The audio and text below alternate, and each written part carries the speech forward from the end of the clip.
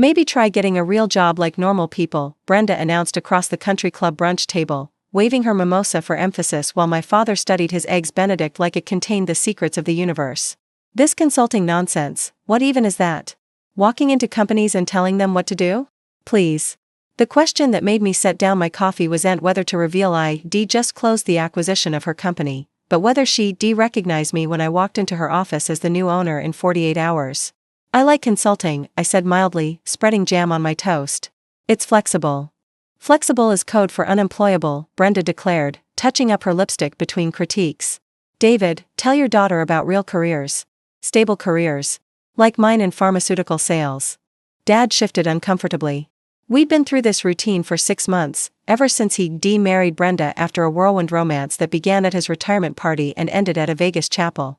She was 15 years younger, ambitious, and very concerned about the family image. Samantha does well for herself, Dad offered weakly. Does she though? Brenda examined me over her designer sunglasses. That Honda in the parking lot, is that yours? It must be 10 years old. And consulting, what does that even mean? Do you have health insurance? A 401k? A future? I manage, I said. Managing isn't thriving, sweetie. Look, I get it. Not everyone can handle corporate life. The pressure, the competition, the real responsibility. But maybe try starting somewhere entry-level?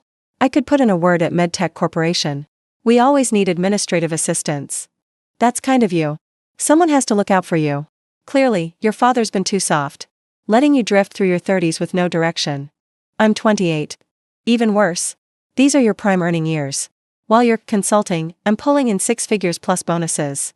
Just last quarter, I moved $3.2 million in products. That's real contribution to society. Selling opioids is definitely a contribution, I agreed. Her face flushed. Pharmaceutical solutions for legitimate pain management. And it's honest work. Transparent. Not like showing up to companies and, what do you even do exactly? Different things for different clients. See? That's not a real answer. That's what people say when they're embarrassed about their job. Or lack thereof. Dad finally spoke up. Brenda, maybe we could talk about something else. No, David. Someone needs to have this conversation with her. At my age, I was already regional sales manager. I had a team, a company car, stock options. What does Samantha have? Business cards that say, consultant? I don't use business cards, I said. Of course you don't. Too much commitment, right? Like everything else in your generation. The irony was delicious. MedTech Corp, where Brenda had worked for 12 years, was hemorrhaging money due to lawsuits over their aggressive opioid marketing. That's why Sterling Equity, my private equity firm, had been able to acquire them for pennies on the dollar. We closed the deal Friday. Today was Sunday. Tomorrow, I'd be walking into their headquarters as the new owner. You know what your problem is? Brenda continued, on a roll now. No accountability. In pharmaceutical sales, you have quotas, metrics, real measurements of success. In consulting, you can just float. Make it all up as you go. There's definitely creative aspects, I agreed. Creative. She said it like a curse. Your father mentioned you studied business at Northwestern.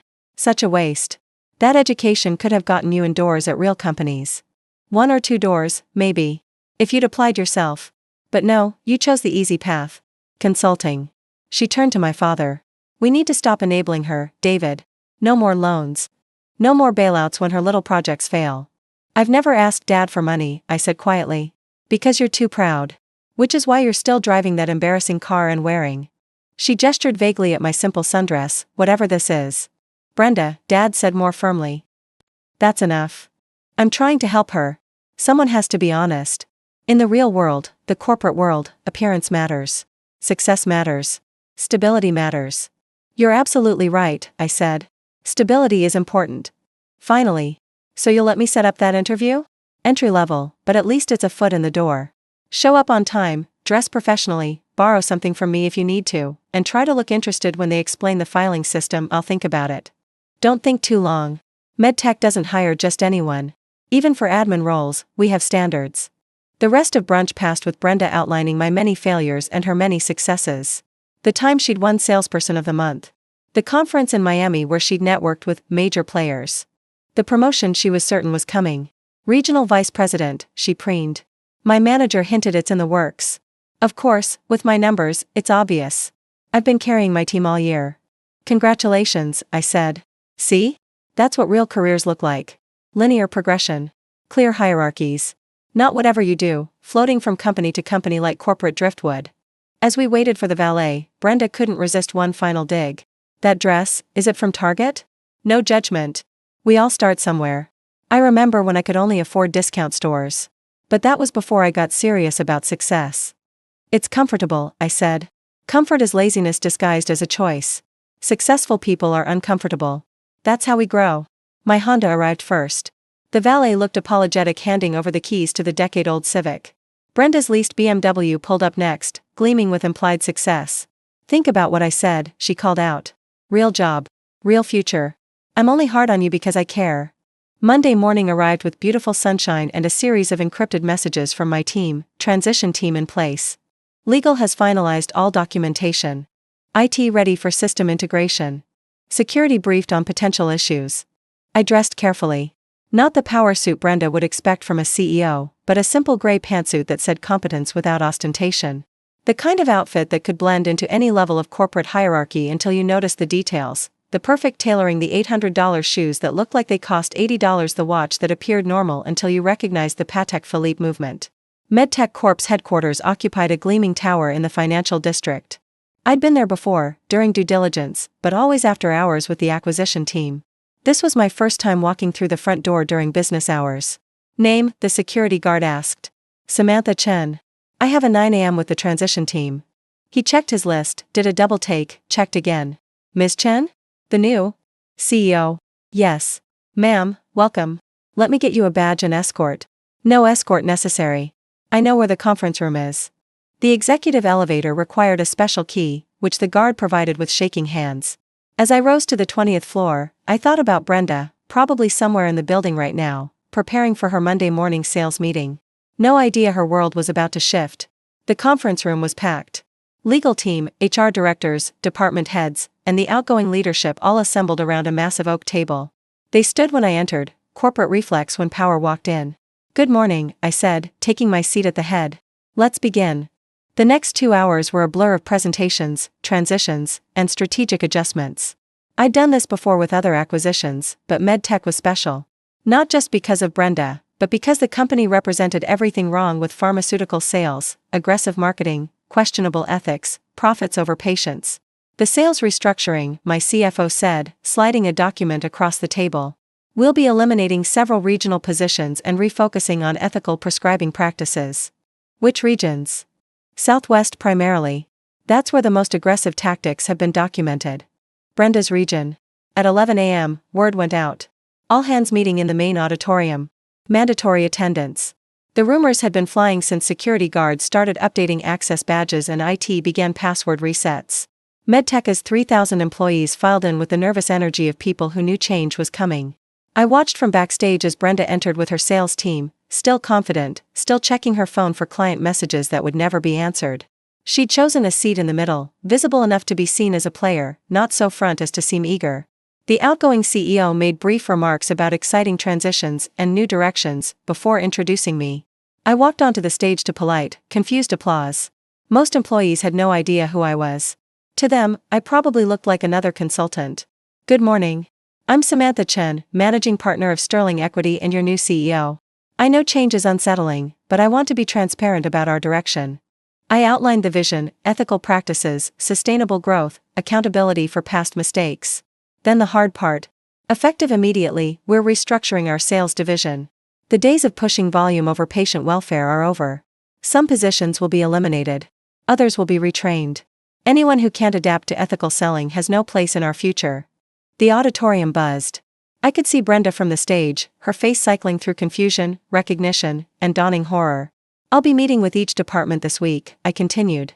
My door is open. I believe in leading by walking around, not hiding in an executive suite. You might see me in the cafeteria, the sales floor, even the parking garage. Because real leadership means understanding every level of the organization. Questions? Hands shot up. I answered them honestly, about layoffs, minimal if people adapted, about direction, ethical but profitable, about my background, private equity with a focus on distressed assets. Then Brenda stood. Even from the stage, I could see her hands shaking. Do you have pharmaceutical experience? Her voice carried across the auditorium. I have experience identifying what's broken and fixing it. In MedTech's case, what's broken is the culture that prioritizes sales over ethics. The lawsuits speak for themselves. But sales drive revenue. Lawsuits drive bankruptcy. We're facing $2.3 billion in potential litigation from aggressive opioid marketing. That stops now. She sat down hard. Around her, colleagues were already distancing themselves, the corporate survival instinct kicking in. After the meeting, department heads scattered to break the news to their teams. I made my way to the sales floor, where Brenda's manager was already in crisis mode. "Miss Chen," he practically ran to intercept me. "About the sales restructuring, my team has always operated within guidelines, has it? Records show your region has the highest rate of prescriber kickbacks.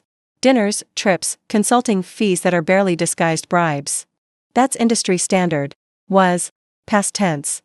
Behind him, I could see Brenda at her desk, frantically pulling files, probably trying to hide evidence of the very practices I'd already documented. "I need all regional managers in conference room C in an hour," I told him. "We'll discuss who stays and who goes." The meeting was brutal. I laid out the evidence: falsified call reports, kickbacks disguised as speaker fees, pressure tactics on doctors who tried to reduce prescribing. 3 managers were terminated on the spot. 2 others accepted demotions to sales rep positions with retraining requirements. Brenda tried to defend herself. "These were approved strategies. Corporate new. Previous corporate. I'm current corporate, and I don't approve. You can't just come in and destroy everything we've built. I can when what you've built is facing federal investigation.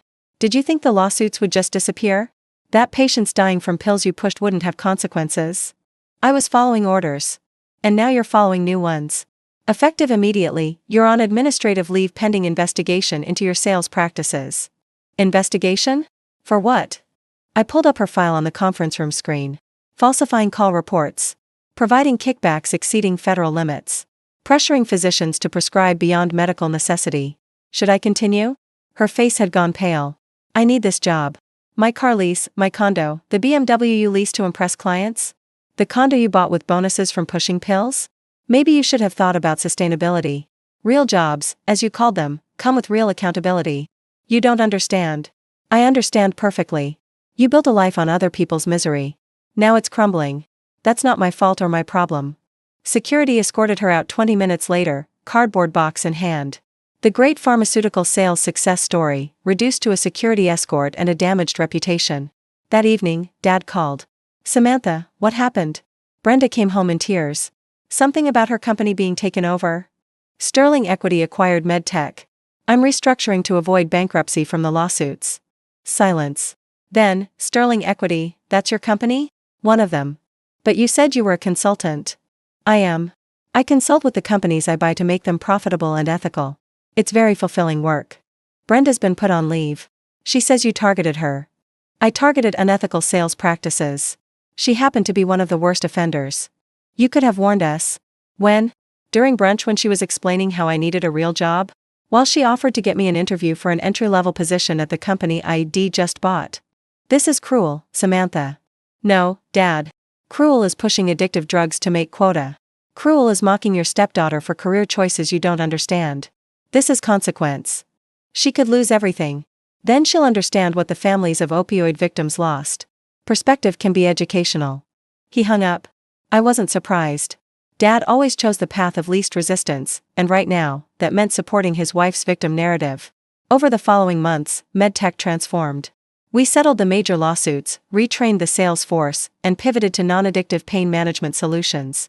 Revenue dropped initially but stabilized as hospitals began trusting our ethical approach. Brenda's investigation revealed what I'd suspected: falsified reports, illegal kickbacks, and pressure tactics that bordered on criminal. She avoided prosecution by agreeing to a lifetime ban from pharmaceutical sales and forfeiting her bonuses. The last I heard, she was working as a receptionist at a medical clinic. Entry-level, as she'd recommended for me. The irony wasn't lost on anyone. Dad and I didn't speak for 6 months. When we finally had coffee, he looked older, tired. "She left me," he said simply. "Said I should have warned her about you." "Warned her about what?" "That I'm successful? That you're formidable. She thought you were a failure." I let her think it because it was easier than explaining. "Explaining what?" "That my daughter built a private equity empire by 28. That the consulting she mocked was actually corporate turnarounds worth billions. That the old Honda was a choice, not a necessity. Would she have been nicer if she'd known?" He laughed bitterly. "Probably. But that's the point, isn't it? She showed you exactly who she was when she thought you were nobody. And you let her. I did. I'm sorry. Are you? Or are you just sorry she's gone? Both, he admitted. But mostly sorry I didn't defend you. Your mother would be ashamed of me. Mom would understand. She always said you avoided conflict. She also said you inherited her backbone. Guess she was right. We rebuilt slowly, Dad and I. Without Brenda's toxic influence, he remembered how to be proud of his daughter's accomplishments instead of apologizing for them. He even started bragging about my work to his golf buddies. My daughter? Oh, she's in private equity. Buys broken companies and fixes them. Very boring stuff, unless you like making millions while improving lives. As for me, I kept the Honda. It runs perfectly, gets great gas mileage, and reminds me that real success doesn't need to announce itself. It just walks into conference rooms and changes everything. Sometimes wearing a simple sundress. Sometimes carrying a cardboard box. Always knowing the difference between a real job and real impact.